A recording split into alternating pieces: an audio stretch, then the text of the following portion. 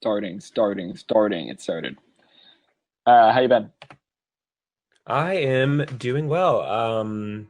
Yeah, things have been good. I have been still in the northern office, the Louisville office, Sure. and um currently my one of my roommates moved out, another one moved in, and during that hustle and bustle, one of my roommates out was the water guy, the guy that paid for the water. Oh, And he did it like so when he moved out, he like inadvertently paid for our water and was like, "Oh shoot, I'm just gonna cancel the account." And then yeah, so he canceled the account, and then so I woke up Saturday morning with no water, and super then tight. I was like, "What on God's green is happening?" So I tried to call the water company, which is closed on Saturday and Sunday. So I woke up this morning and I was like, all right, we're getting this water situation figured out. And then today is Columbus Day. And Columbus Day is observed by nobody except the Louisville Water Company. Oh And no.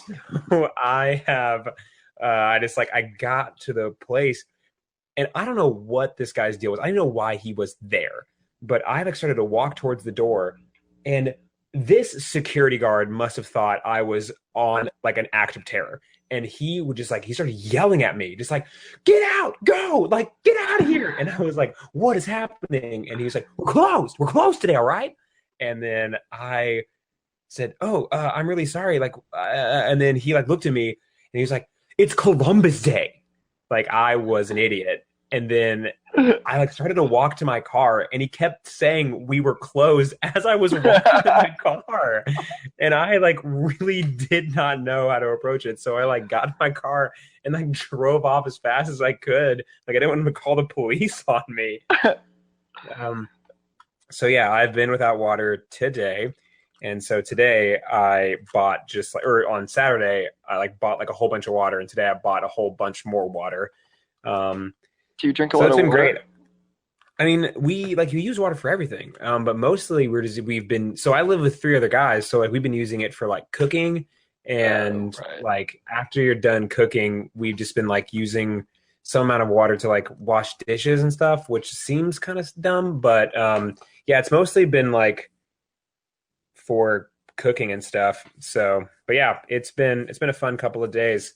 And now I am the de facto water supplier of the house. So yeah, that's just been me in the last couple of days. But overall things have been great. So Just when the you the last little bit. when you say that you're the water supplier, do you mean like you are the person that has to go buy water indefinitely, or like the water's on your bill now, The water is or so both? yeah, I supply the water indefinitely. So what I do is You're the Immortan Joe of your house, is what you're yeah, saying. yeah, yeah, yeah. So I have to just go like every couple of days. I go to the water company. They give me a key to one of the fire hydrants, and I just Sure. like unlock it. I get like a backpack. I just fill it with water, and I like bring it back to our house. Interesting that you decided to go with a backpack and not like some sort of water carrying device. No, I don't have one of those. Like you can get one, but there's a membership fee. So I think I'm just gonna It's do well with it's what like I a have. subscription, like a bucket. Yeah, it has like the name. It's like if you donate, you get like a tote bag from NPR. Well, this way, if like Sure. you're part of the membership club, like you get a water carrying But the device. tote bag can't carry any water at all. The tote bag is terrible at carrying. It's very No, no, no, no, porous. no, no. I mean, you see a lot of amateurs do that in the water line. How is bucket spelled? It's a Uh, startup, so I imagine obviously no vowels, but like, is it B wait, what? plow? Your What? bucket, your subscription startup Oh, where they where oh. they give you I water thought every you were month. I thought B you were having another Valentine's Day moment where you genuinely didn't know how a word was spelled. No, I know how to spell. Whatever, whatever. I Here's the thing. I am a producer and an editor, and routinely I have to go, all right, how do you spell those words? Like For someone who's as well read as I am damn near illiterate. Like I just Yeah. absolutely, when it comes to like putting words on a page, it's like I've got no idea how any of these words are spelled whatsoever. Yeah, I think, and that's, I mean, that's totally fine. But no, bucket, it's like, it's, I'm thinking here's what I'm telling you. I'm thinking B uh-huh. and then an umlau, Oh, but not over any letters, just there. okay. Just an umlau over a space. Got it. K K Hmm. T and then maybe another K. Oh, that's, No, I like, probably not uh, three Ks. That's probably danger zone. Let's just go with two T's. B umlau you, K K T T. That's how I would spell bucket. okay. Yeah. Also, well, the problem is I also have another startup, and it Oh, is good. one of those country bars that has a mechanical bull, and it's also called Bucket. Oh, bucket, like a pun. Yeah, it's like it's Buck, it's Buck, then IT, Bucket. I would love to go to one of those bars. One Uh, of those bars or Bucket? I would love to go to Bucket the bar, but I Okay. would also go to any bar with a mechanical bull. I feel like, have I ever You ridden a know, mechanical bull? I don't know how much you talking want me to do. But do you, and you can do whatever you want with this information, cut it out, doesn't I'm matter. sure I'm editing it, but probably my So goal is to keep all of it in. So yeah, go do ahead. you remember that night that you and I went to in Louisville, Kentucky? There is a collection of restaurants and bars and a live theater space called Fourth Street Live. Oh yeah. And so we went there one night and we went to this very silly place. But right across the way from that very silly place is a bar called PBR. And PBR does not stand for Pabst Blue Ribbon, it stands for Professional Bull Riding. What? And yeah, inside that PBR, there is a mechanical bull. No, I mean I remember that was like 6 months ago, but I did not know that was over there at all. Yeah, I mean, I usually hate. I just like I've been there like a couple of times, and each time I'm just like I hate this place. Um, What? but yeah, I've never ridden the mechanical bull, so I really can't say that I've participated in any of the thing that makes PBR PBR. But yeah, and it's like, I mean, it's already dangerous in that you're like on this mechanical bull, but it's like the bar is on the second floor of this establishment. Well, how big So, is the bull? huh? I mean, how big is the bull? I mean, is it going to buck you off the second floor? No, but I'm always What are we just dealing with? I'm in a constant fear of like just all of the cave systems in Kentucky just going at once and Oh, everything okay. caving in. So I don't want to be like, riding a mechanical bull and then get get bucked into the underground. Well, Like here's what I'm telling you. If Mammoth Cave goes under, I don't think the mechanical bull is going to be what kills you. I'm going to be honest. I really, if the largest cave system in the world just opens up, I do not think that the mechanical bull is going to be like like the plus or minus. there I mean the police officer looking at my like core was gonna be like, if he hadn't been on the mechanical bull, he would have made it. Yeah, Everyone else in the bar made it. it might have Everyone been else, the miles of trenches that opened up and swallowed the city. no. That day. It was only the people on the mechanical bulls that got taken under. Yeah, that's oddly enough. It was a massacre really because everyone that was on a mechanical bull died. Oh gosh. Do you watch Rick and Morty? I You do do watch Rick and Morty. watch Rick Yeah. and Morty. What did you think of the new season? I thought it was. Let me look. I mean, I'm pulled the episodes because I remember I had like a roller coaster of emotion when it came to this season. I thought that the opener, for those that don't know, Rick and Morty is a show that is made by Dan Harmon, who also made Community, and Justin Roiland, and they have this show, and it's like very science fiction and very dark, and it's just extremely well written and really good, and it it's it's almost too good. Like it's very odd, like how well it's made, and just how well the writing is, giving like the plot follows this grandfather and his grandson just having adventures through space, and space and different parallel universes and everything, and it just really is just awesome. And the third season came out. The first episode came out on April 1st as like a joke, I guess. So everyone thought it wasn't real. But the episode that came out on April 1st, the intro to the third season, I thought was like the best episode of the entire series. What was the first episode? It was the one where, spoiler alert, Rick breaks out of space jail. Oh my gosh, yeah. Yeah. Like, that was very good. Yeah. Anyway, so that's how I escaped from space prison. So yeah, no, that episode was just extremely good, and it gave the fans everything they wanted of like how he would have escaped from space prison, which he got to at the end of season 2. I thought after that there was a bit of a lull. Mhm. The one that was based on Mad Max, I thought that was a pretty weak episode. I and I don't know if you're gonna have the same opinion as me. I did not care for Pickle Rick at all. I thought that was so grotesquely over the top. Well, now, do you mean the episode or the reaction to the episode? Because I think we could agree on half of that. I was just the episode. Like it to me, I was just like, oh, gee. There's an episode in season 2 where they go to a planet that has a purge, and I thought that episode was like grotesquely violent. And then I think the writers were like, let's push this a little farther, and then they like went for it. Yeah, I think it was. I mean, I guess the humor in the episode was, isn't this ridiculous? Like, I mean, that was sort of what they were doing, is like, let's turn this up to 11. And like, yeah, I guess I could see that. Like, what you were getting out of it is like, oh, this is cool. I mean, I guess on some level it was cool. But I don't think that was the point. The point is like, isn't this absurd? Like, he is a pickle who has turned himself into a robot made out of roach and spider, or not spider, rat guts, and he is now fighting a secret agent in a Russian embassy. And like, it's just the absurd level turned up to 11, which I thought was funny. I don't think it was the best episode by far, but I thought it was funny. Here's the thing that I think about that.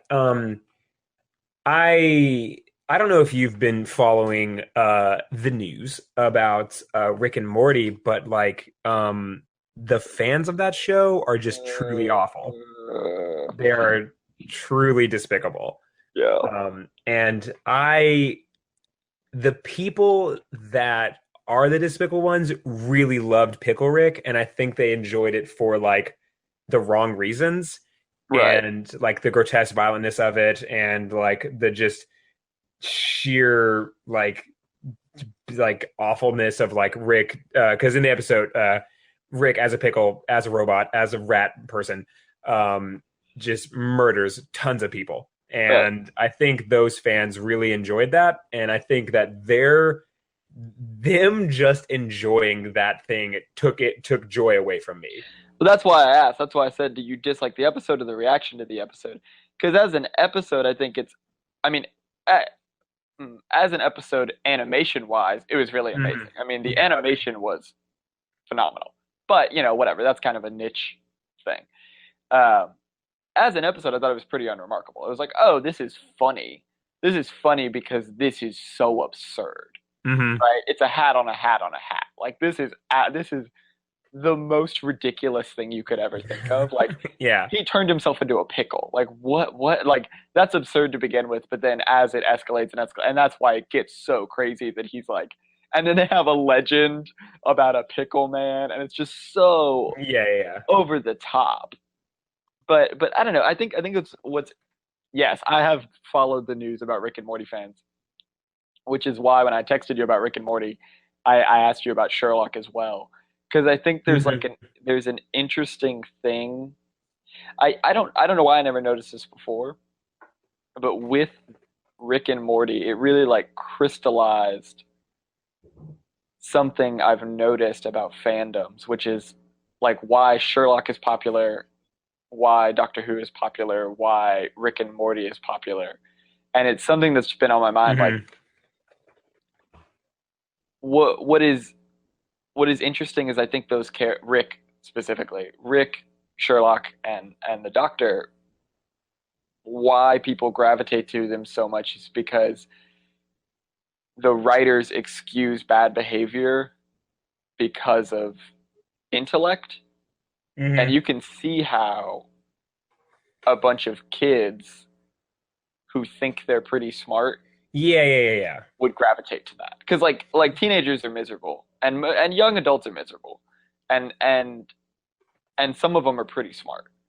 So like I think a lot of people like see them. I don't know. There's such an identity in being an outcast. There's such a like, Yeah.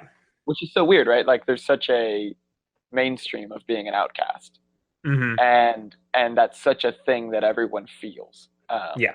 that they are outcast and they are um,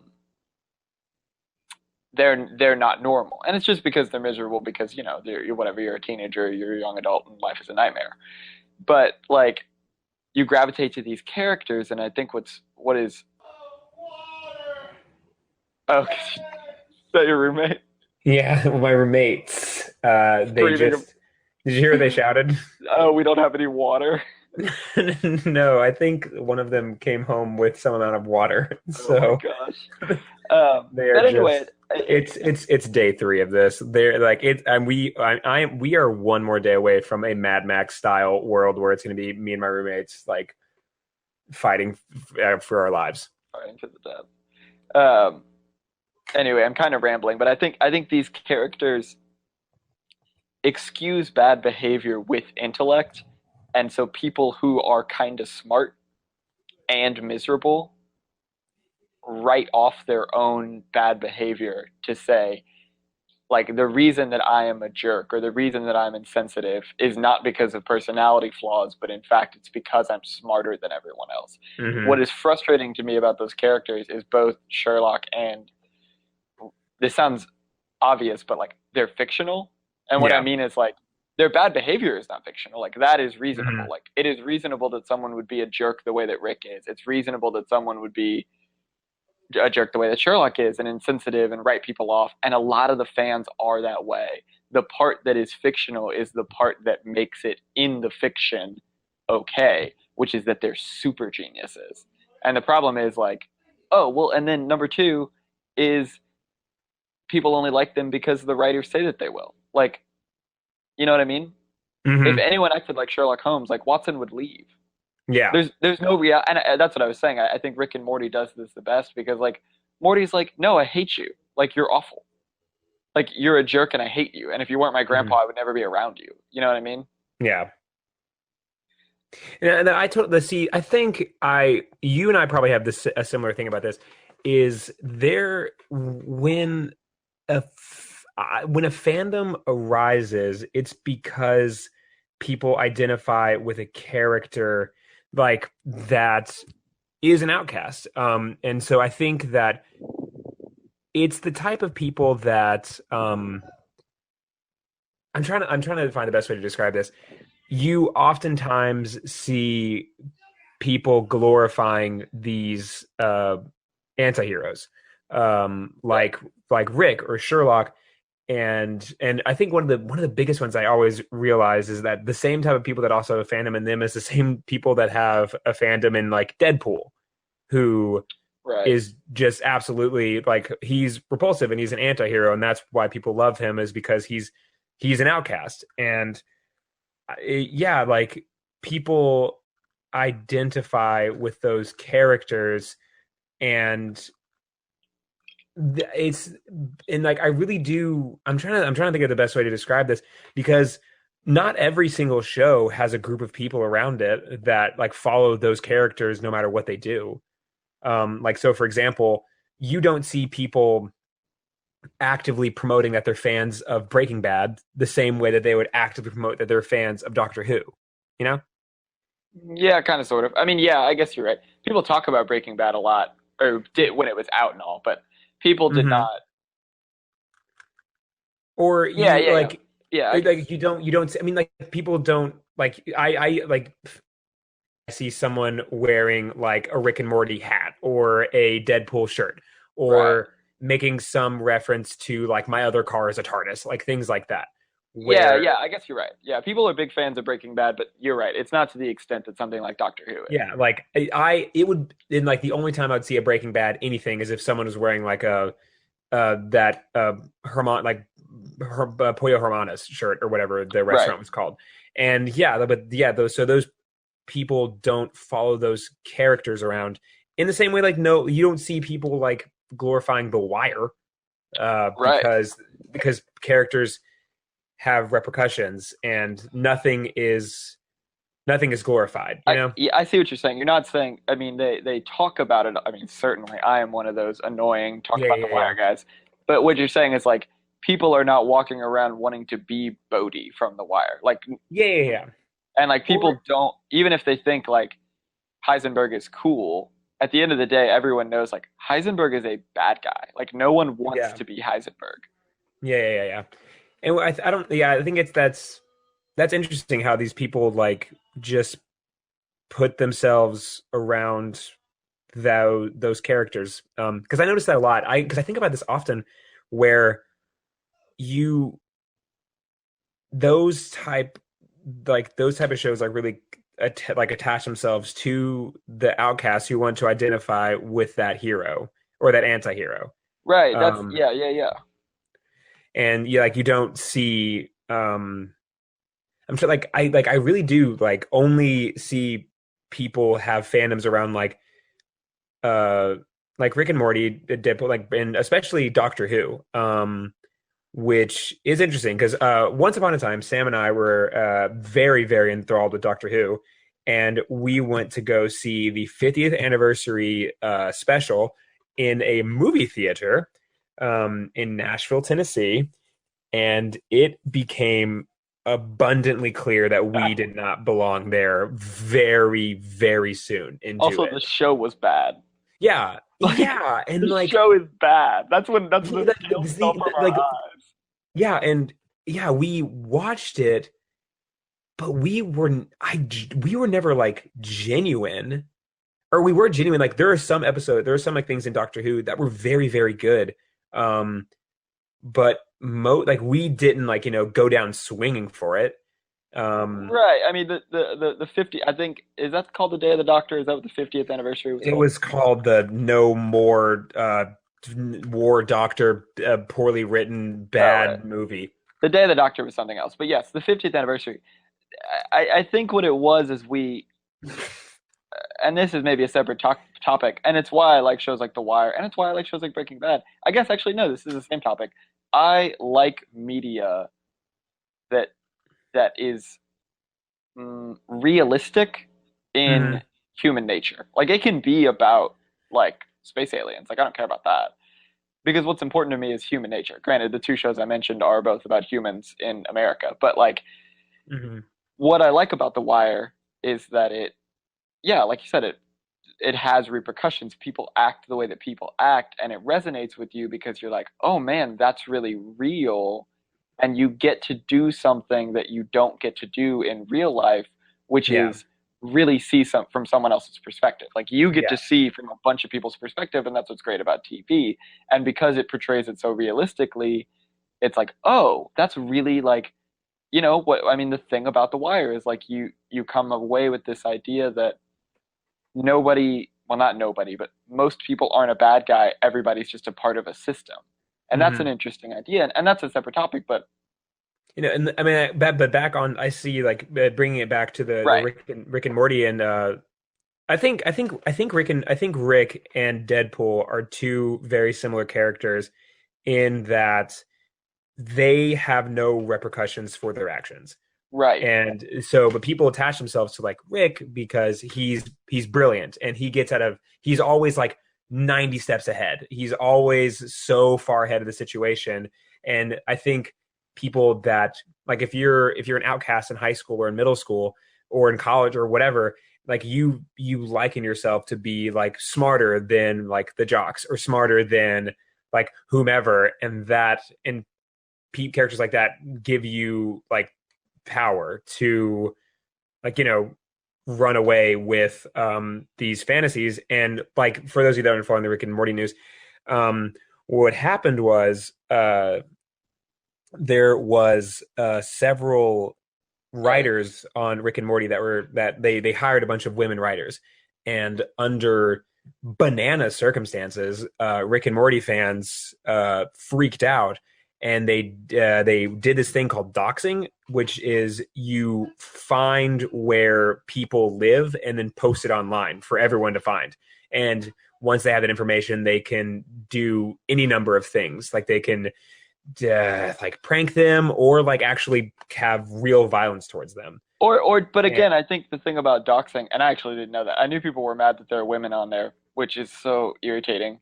Not that women were on the show. It's irritating that people were mad about it. But I think the thing with doxing is it doesn't. You don't even have to do. There's not even have to be a step two.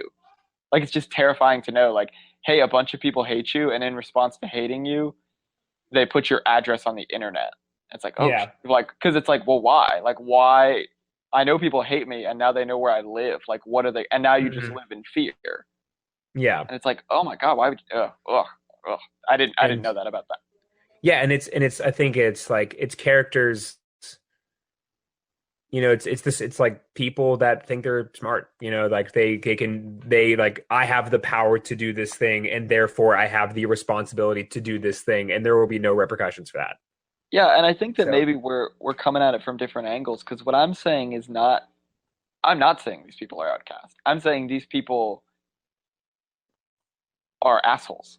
What I'm trying to say is no, I'm saying these people. No, I'm saying that these kind of fandoms attract assholes because what it does is it excuses bad behavior under the premise of being misunderstood. hmm Rick in the fiction, like Rick in the show, is misunderstood because he is a super genius. Yeah. Sherlock is misunderstood because he is a super genius. Yeah. But that is the part that is not real. Yeah. Like especially in like which you haven't seen, but Sherlock season 4, he's basically a superhero. Like he hmm is perceiving things that don't make any sense. Like it doesn't make any sense that you would, for example, at one point the police captain walks in the room and he across the room sees him, smells his deodorant or his smells perfume on him, realizes it's woman's perfume, and can see that there are 3 different kinds of dog hair on him. And so he says, "Oh, you have a new girlfriend," and or whatever. hmm Because, but like the thing is like the fact that he sees the dog hair and sees 3 different kinds of dog hair. It's like, no, you didn't. Like, no, you didn't. You're just a superhero at that point. Like, it's not. Yeah. And so it. I think those kinds of fandoms attract jerks because there are people who are not nice, like these characters, and see them and go, "Oh, that guy isn't nice," and people don't like him, but people don't like him because he is smart, or hmm it is acceptable that he is that way because he is smart. But the Yeah. smartness isn't real. Like no one is that smart. It is a fiction hmm that he is that smart. And so and more importantly, you the fan are not that smart. Yeah. And people only put up with it because the writers say they will. Right? Like hmm even if he was that smart, still no he would be alone. And it's frustrating to me that these shows so irresponsibly like let characters get away with that because then people who are just kind of jerks and kind of know how computers work feel like they have a license to go out and yeah like that like harass people because they're like oh well it's like in the ABCs of Beth where Beth hmm says am I evil and Rick Oh says yeah. Oh my gosh, you're right. she says am I evil and he goes no you're just Oh, you're smart smart. and when you're smart you realize that nothing matters and I've never met a universe that likes that. Well, turns out, Rick, you're wrong. Like, Yeah. no, you're evil. Like, you're bad. You're a bad person. Like, you're an evil person, and and you know what? You know who? And this is why I say Rick and Morty does this well because you know who points that out? The therapist in the episode Pickle Rick. hmm She says you're a whole family who uses your intelligence as an excuse for bad behavior, Yeah. and they are. And like, I think Rick and Morty deals with it well. What is frustrating about shows like Sherlock and kind of Doctor. I mean, the Doctor is kind of a nice guy, so that's not as bad. But like hmm shows like Sherlock and those sorts of fandoms and that sort of personality is so frustrating to me because Yeah, it does. It excuses bad behavior and says, "Oh, I'm a jerk because no one understands me Yeah, because I'm yeah, so smart." And it's like, yeah, but you're not. But that's the part that is not real. You know, yeah. it's like if Iron Man, not Iron Man's a bad example. It's like if Captain America was like, "Oh, well, I can be a jerk because no one understands me because I'm so strong." It's like, well, that's not really Mhm. relatable because you're not that part of you is the part that's completely made up. Yeah. So what is Yeah, the yeah. lesson to be pulled from that? Yeah, and I do that was I did not even pick up on that. The because I like it really does like you can make Rick into like a hero where Right, it's like he's smart, I'm smart, like I can see that nothing matters. right, The rest of these the like rest of you guys are just phonies. And I mean that really like it is like ignorance masking itself as intelligence, and that gets rid of your empathy. um right. Because it's like a retroactive explanation instead of what people are saying. And I do this too. I mean, the reason I can explain this is because I do this. But like you're saying, I am really smart, so I am an outcast. mhm. So I am mean to people. Like Yeah, I'm really smart, which makes me an outcast, and because I'm an outcast, I feel jaded, and that's why I'm mean to people. And it's like, well, that's a nice justification, but really you're a jerk, yeah, which is why you're an outcast, which you justify by the fact that separately you're very smart. Like separately, and again, you might be very smart. I know a lot of smart people who are really nice. yeah, Like yeah, yeah, yeah. that's not like people aren't automatically an outcast because you're smart. You're smart because you're kind of a jerk. Like and people and like these people who yeah, I mean, go around a recent thing I saw was that all these Rick and Morty fans went to this is not worth explaining. There's a joke about a McDonald's Oh, song. yeah, yeah, I know. I'm tracking with Whatever. you.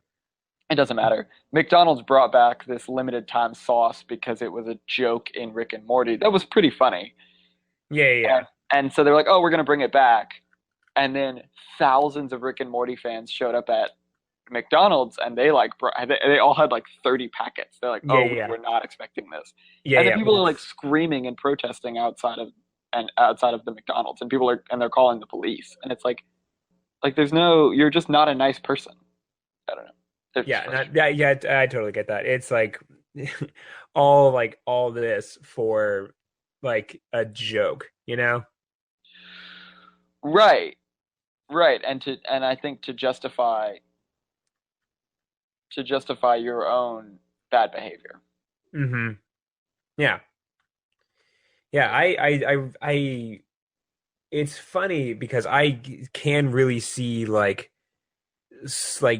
some shows develop that type of like any show that almost becomes an identity. Like I tend to hate it, or I will like steer clear of telling people that I like it, Right. because I feel that I will be so closely related to these people. And it's like I think that really does suck is that in Rick and Morty, a fantasy show that's like very well written and very funny, and like all this is it justifies people being Jerk. and because it's so easy, because like you said in the therapist episode, it's so easy to gloss over that because that's only like one blip of the entire series, and the rest of it's like Rick constantly being on top and using everyone to his gain.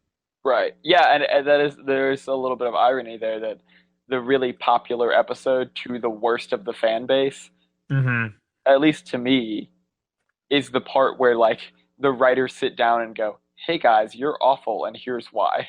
Yeah, Right? yeah, Like yeah. the writers through the voice of the therapist are like, "You think that you're really smart, or maybe you are, and you use that as an excuse for bad behavior." Hmm. And then everyone was just like, "Oh yeah, that was cool when he was a cyborg." And it's like you missed the interesting part of the show. Like the interesting part of the episode is when, to me, she's like talking about like he doesn't like therapy and he doesn't like talking about his Hmm. feelings. She says, "Well, I mean, I don't like brushing my teeth or taking a shower, but like I gotta do it." Hmm. Like I got to do it. It's something I have to do, and if I don't, I'm gonna fall. I'm paraphrasing, but like if I don't, I'm gonna fall apart. And the Yeah. same is true with your mental health. Like that scene is the good part of the show. Like Hmm. that's what makes that a good show. And the absurdist comedy of like, oh, he turned himself into a pickle, and then all that other stuff is like just absurdity, and it's not. And if you think that that's the important part of the episode, like I don't know, you kind of missed it. You kind of missed what was interesting about the show. But I mean, I don't know. You gotta. That's what you gotta deal with. Hmm. Yeah.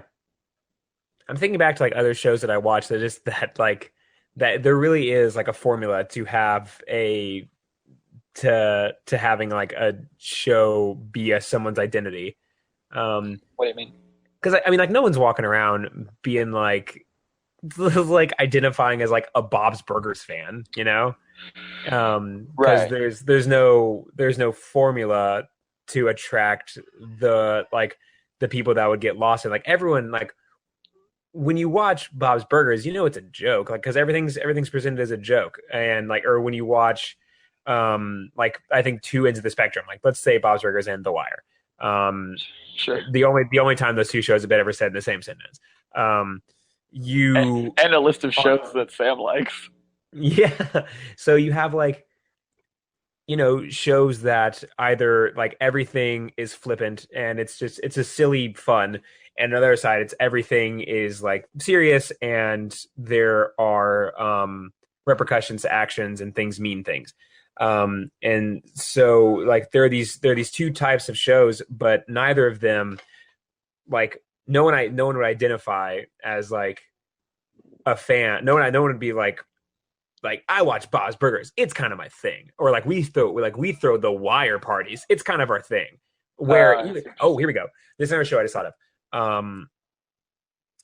Game of Thrones, Yeah. where like the characters are just all the characters are morally ambiguous. I haven't watched Game of Thrones. I've seen every episode, so Okay, yeah, well, like I mean, correct me if I'm wrong, but like yeah. yeah, like characters are just evil. They're all like there's not a good one in the bunch.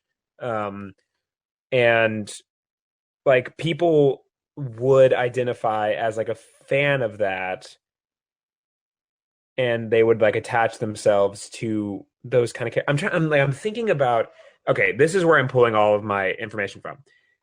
When you are like Sam and I and you spend a great deal of time, I don't know if you still do this, but I do a great deal of time like in internet culture, Oh like no. places like shows and like media are constantly referenced, where you will always have a constant reference of Doctor Who, Rick and Morty, Supernatural, and Yeah, how is that like still a thing? I don't know. Is Supernatural a fever dream? I've never seen an episode. I've never seen the I don't episode. feel like it's actually that popular of a show, and yet the internet, it's been on for 40 years, and the internet's still talking about it, and I don't know how. Yeah. So I mean, like, yeah, it's like these shows constantly pop up, and I think one of the in like Game of Thrones, and like one of the underlying things in these shows is it's like characters are like the way that you said like they just as easily like it's bad because it's extremely well done. I'm assuming people like Supernatural because it's well done. Like I don't think anyone's just like, I have hey, no idea. would it be really funny? I mean, that also could be what's happening. I have no idea. I guess like no, I don't know what's happening. I heard someone talking like about I think Supernatural today. Like, I have no idea what's going on with Supernatural. you heard someone in real life talk about Supernatural. No, I heard someone on a podcast that talked Okay, about yeah. So Supernatural. I have never come face to face with a person Oh, you that know has what? been, that has brought up Supernatural. It has never happened. Me neither. I don't think I've ever. I don't think Griffin McElroy made a joke about it on a podcast Did he make a today. joke But like, about Supernatural or a joke about a specific plot point in Supernatural? he said something about killing demons like Supernatural, Okay. but I don't. I don't. That's funny because that's all I know about Supernatural. Yeah, I know that they like fight demons. I have no idea. I have no idea what happens to the plot of Supernatural. I really want But to. you're right. I've never met a single person that's I just ever really want to seen it. look it up right now and just be like Supernatural, aka the joke everyone keeps falling for. Yeah, it's not a real show. Yeah, Every episode is 40 minutes of static. It's like not a yeah, real show. and then like the actors are just like constantly in like promo shots of the episode, and Yeah. it's like because I've heard plot points of episodes, and I'm like that's not real. Like that's come on, I think like they're possessed by demons. I have no idea. I what I have gathered is One of they them is go the around devil. hunting demons. I think the devil is a character, Yeah. and he's like a sassy Okay. agent type. And there are two brothers, and I think one is an angel and one is a demon, but that's not revealed until like season 4, when I Hmm. think everyone collectively agrees the show should have ended, but then like they kept making episodes, and they drive around in this like car, this like muscle car, solving mysteries and like killing demons. I think that's what it's about. Think you're thinking of Scooby Doo. I also think I'm thinking of Scooby Doo. Maybe it's just Scooby Doo. It's an edgy reboot of Scooby Doo. Yeah, it's an edgy reboot of Scooby Doo. You know what Anyway, show is? Speaking of edgy reboots, you know what show is not bad? what show is not bad? Star Trek. Well, I don't know. Okay, never No, mind. Riverdale. Oh, okay. All right. I am We're I all am allowed to, I looking. mean, we're all allowed to make mistakes, Sam. We're all allowed. It's Look, that's just here's the thing. Uh, my girlfriend and I started watching Riverdale as a joke. As like it was one of those things where it's no, like, that sigh was at the I mean, maybe it's Sam does not have a girlfriend. Sam has a fiance. oh, whatever. Here's the thing. I never say fiance because like I feel like saying fiance is like saying my girlfriend of 2 years and 5 months. Like no one cares. Like, no one cares that we're engaged. It does. It's no one's business. Like it doesn't matter.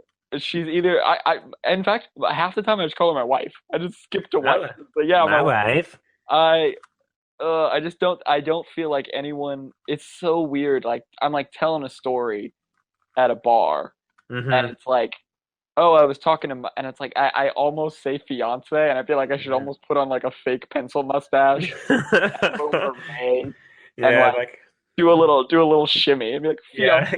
It's like who cares? Like who cares about? No one cares. My fiance and I were touring the Orient, and then Yeah, or just like if I instead of calling her by her name, I called her like a pet name. You know what I mean? Like me, oh, me and Snuggle Bear. Like that's how fiance feels, where it's like, you don't care. Like why do you care about the status of our relationship? Like the girl I'm dating or the girl I am married to? That's who I'm talking about. oh my gosh. Yeah, I think that's really funny that you say it because, like, I honestly feel like in the same way of you saying Snuggle Bear, like, you would get a similar amount of questions. Like, if you say Snuggle Bear, the question would be like, what the fuck? What? And, like, why do you call her that? Like, da da da da da. Like, Right. what's the story there? And if you say, like, my fiance, you're gonna be, and for people that don't know you, it'll be like immediately bombarded with like, oh, like when's the wedding? Like that, like it goes, and then it's Right. like now we're talking about a wedding, and like I don't want to be talking about that. Yeah. I basically only say fiance when I'm on the phone with like My wedding fiance. my fiance with like wedding planner people, like when I'm calling the venue, because it's just such a temper.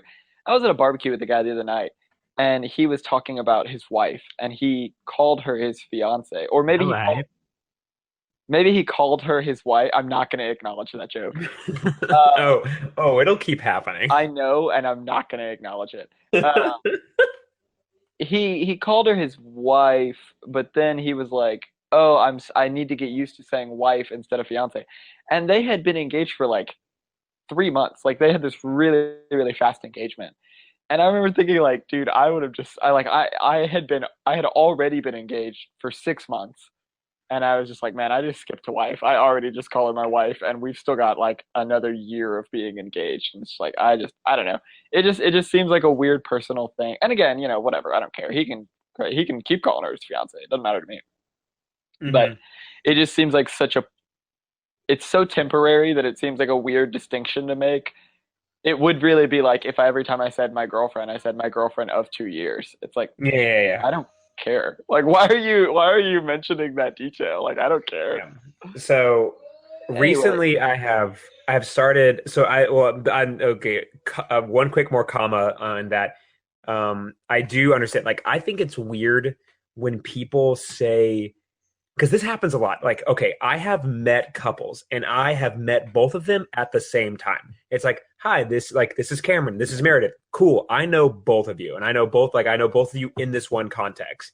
And so like when I'm talking to Cameron, he'll say like, yeah, so I think my wife and I are gonna go there. I'm like, Meredith, oh like yeah. I know her, like we know each other. Like, so I always think it's like, because I'm married people do that a lot where I think they call their wife instead of their name. I don't know. I think that's just very odd. Yeah, So that's why I recently started doing that. My wife, I do that every time they say my wife, because I'm like, I've met both of you at the same time. well, I'm gonna do it on the show because it's a show on the internet that strangers will listen to, and I don't. No one needs to know No anything needs, about. yeah, No no. one needs to know anything about me, so I'm not gonna say her name. Is what I'm telling you.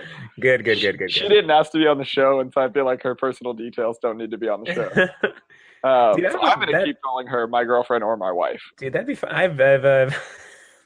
I would love to have her be a guest star on one of them. I don't know what she would even say. We talk about Riverdale, you know?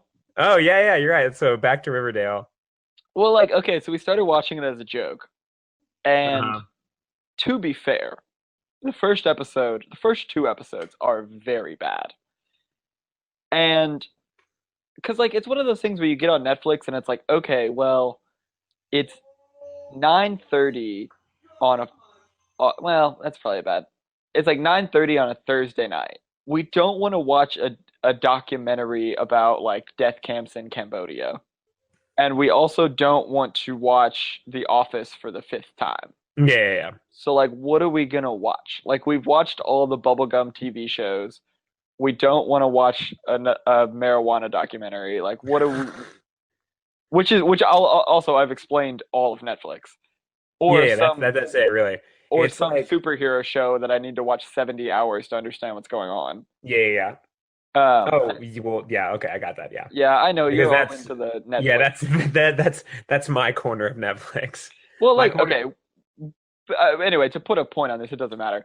Riverdale, half the characters are like living in a different show. Like they're living in a good show. Like there's like Jughead and Veronica and the Pussycat doll, not the Pussycat Dolls. What are they called? Josie and the Pussycats should Yeah. just be in their own show that's better. Like they should go be in a different, better show.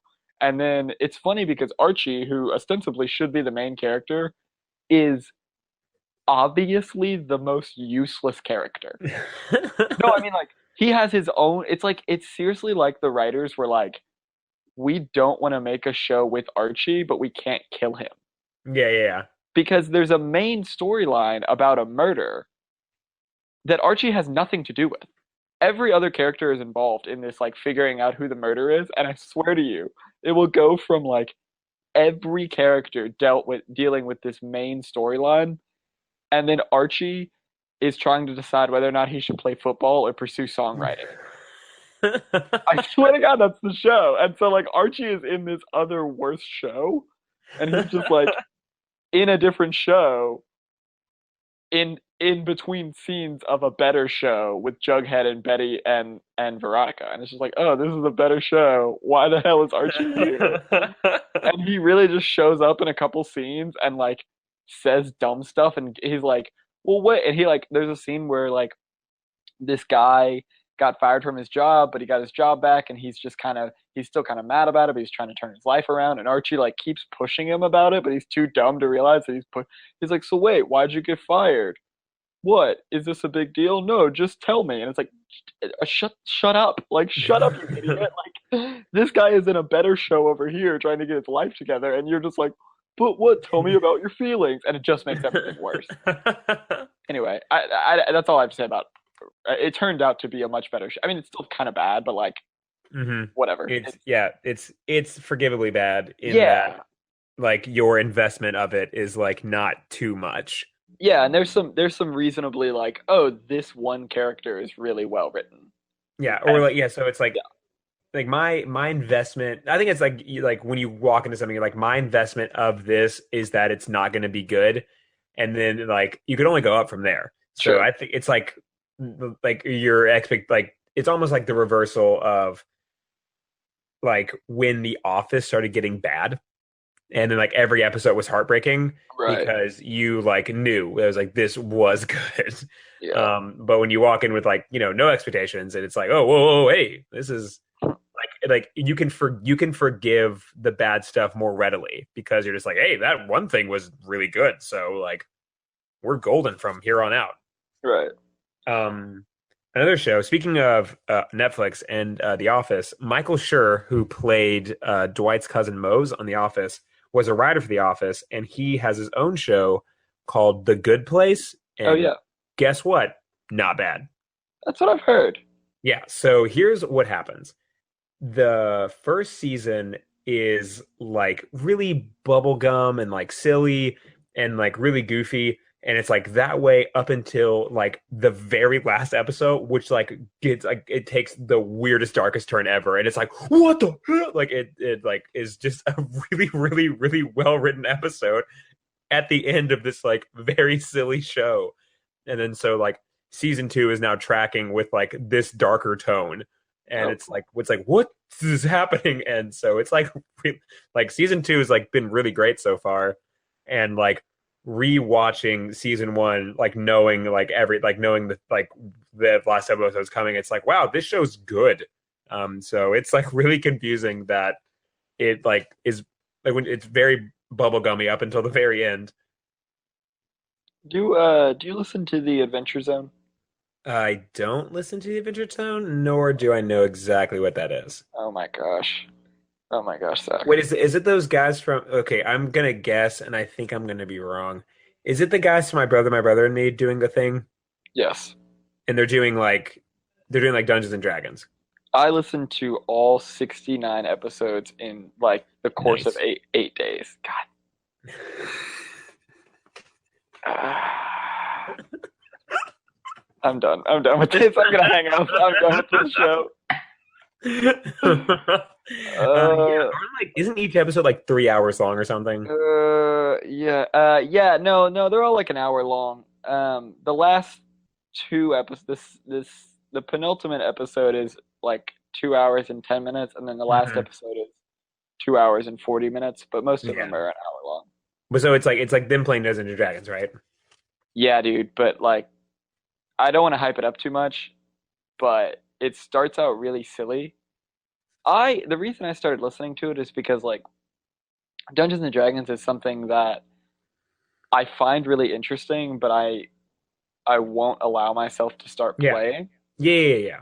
Like So it's yeah, yeah, I think you and I exist in the same sphere of thought on this because sure. like Dungeons and Dragons in like ideally seems cool, but much like doubling all the way back to like Rick and Morty fandom and all that, I Right. feel like the I couldn't play it because I feel like I couldn't play Dungeons and Dragons because the people I know that have played it like take it extremely seriously, and I would approach it as like a big floating joke. Well, yeah, I guess probably. I mean, I'm coming from a similar place.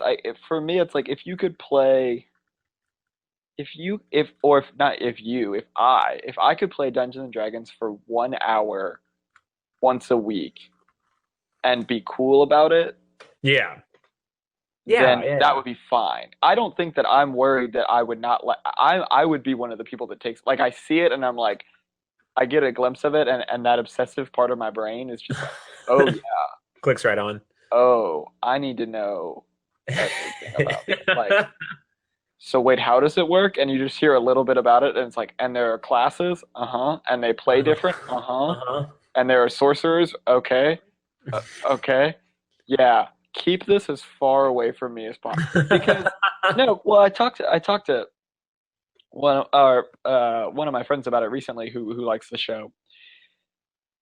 And when we talked about it, like something that I told him was that, you know, Dungeons and Dragons is one of those things where um, I could take that obsessive part. Sometimes I feel very like bad that I don't indulge in that. I don't. I mean, I don't play video games either.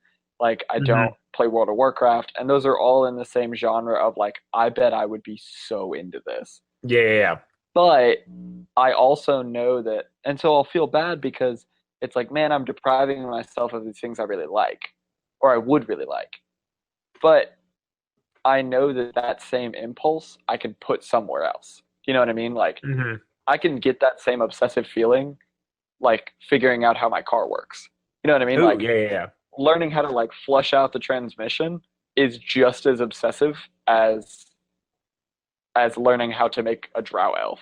Is if I think that is a thing. I know a drow is a thing, but that might be repetitive to say drow elf.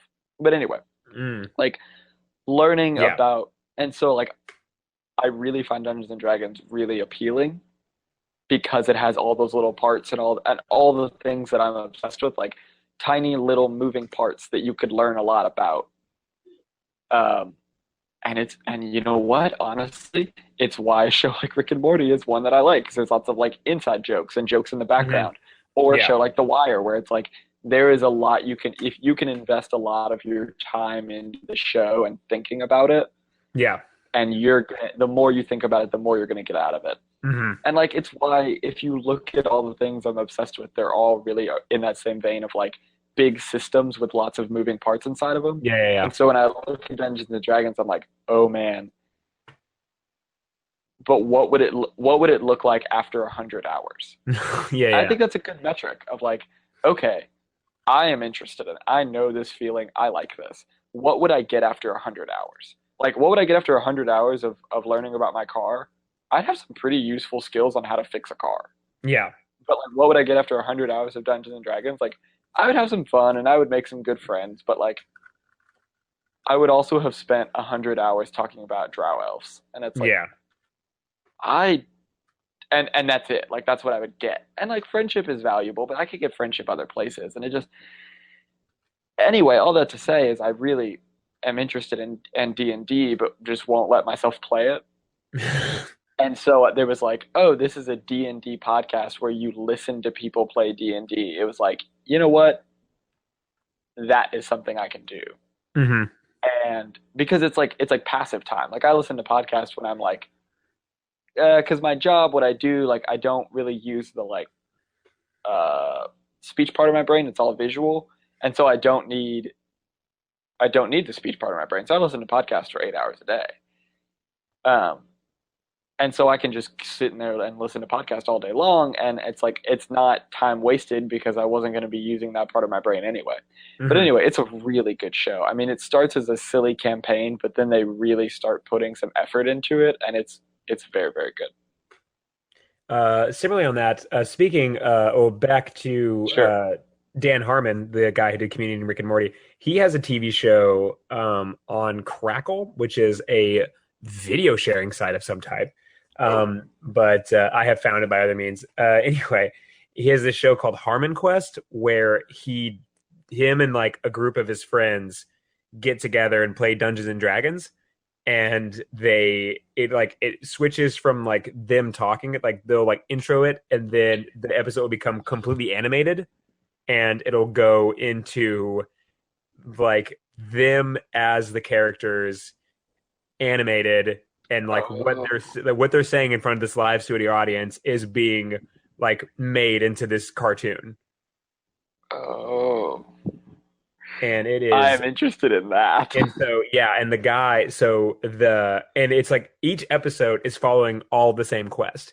So it's like Right. it's Dan Harmon and like his two friends, and they'll bring on like celebrity guest hosts. Like they'll bring on like Kumail Nanjiani or he's the one I can think of off the top of my head. Nathan Fillion's in one of them, and like Thomas Middleditch, and they'll like bring in on these comedians who will like play characters in that universe that they're also occupying, and they like just walk throughout the world all doing this like big giant quest trying to complete this one task, and like it's just them doing jokes the whole time, and also like they're because those friends have been playing Dungeons and Dragons together for a long time, Like they have like already established characters, already established traits, and like all this stuff. Right. And so then they know exactly how to do it. So they're like just very immersed in this world, and it's very fun to watch. Right. Yeah. I think. Well, I don't know. I think you might like the Adventure Zone. I mean, if you watch I that, know. then I as you were saying that, I was like, oh, damn it! Like I'm going to listen to the Adventure Zone now. well, and what's funny is why I and I don't want to talk about the show on the show, but like why I texted you about doing this was because I was listening to the Adventure Zone, and this sounds like they do these little interlude episodes. Well, Hmm. they do lots of interludes, but so they do these like behind the scenes episodes basically, where the four guys who were playing kind of talk about the show, Hmm. and they do it three. They do once after the finale, but then they do two in the middle, like during the show, where it's just like, what do you guys think is going? Because there's one overarching plot. Uh, Hmm. and they're like, what do you guys think is going on? What do you think about the show? And then they kind of talk about their creative process. And what's interesting, I've just gotten into the McElroys as like a property. Yeah. But what's interesting to me about them is they seem like guys who just have a lot of creative energy and are putting it out there. You know what I mean? Hmm. And like that's something I feel is like I just have all this energy in me to like, and I do other creative projects, and my house is a menagerie of old discarded obsessive projects, but like half of which you're involved in. Yeah. Half of which I have seen. Yeah, it's so And weird. I'm gonna turn into such a weird old man. Like when I'm old, it's gonna be so weird. Um, it's funny but because as you've been doing your projects, I'm like, you're like, this is what I'm doing now. I'm like, I'm into it, and yeah. then like, are you still doing woodworking? No, I moved into an apartment, and so I don't have a what? I Oh, mean, I have like I don't have a workshop space. where's your apartment? Whatever, my apartment's where it is. Oh well, then bleep it. Forget it. Because I knew there's no way I can whatever. Nothing. Continue. I'll text you later. Whatever. Okay, I live in a cool. And building. because yeah, never mind. Anyway, I don't have a place to like. I can't cut wood on this on in an apartment, and Uh-huh. so I mean I still have all the stuff. Like it's in a closet, but and when I move to a house eventually, I'll get back into it. But all this to say, listening to Griffin, who is the DM of the show, talk about his creative process, it made me think like I think as a creative philosophy, and I'm also full of crap. So like Yeah.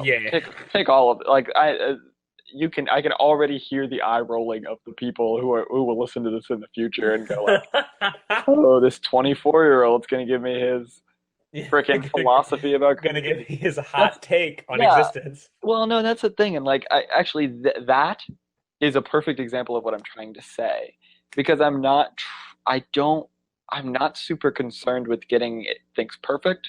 I'm concerned with getting things done. Mm. And I think that the more hours you put into something, the better you're going to get just passively. Like you're just going to get better and better and better the more you practice. And like what's really funny, I heard somebody talking about that quote about, insanity is trying the same thing over and over again and expecting a different result. Uh-huh. But that's also what the person was saying was that is also how you become an expert in something. Yeah. Like Yeah. Like, trying something over and over and over and expecting to eventually get it right is how you get good at stuff. yeah. And I and that that's go such ahead. a that's such like a I hate that definition because that's not the definition of insanity. It's just Yeah, like also it's not the definition of yeah, insanity. it's every once in a while, and you can see this all throughout history. Like people say a thing that sounds smart, and then it like to, to people, I'm going to say this is going to be rude, but like to dumb people, it becomes like the status quo. Like Right. to the people that didn't like look at you like, wait, why do we do this? Like, so like, for example, carrots don't make your eyesight stronger because what even is that? It was just like a lie they made up in the 1940s because America had like a greater carrot supply than like the not like the Axis nations.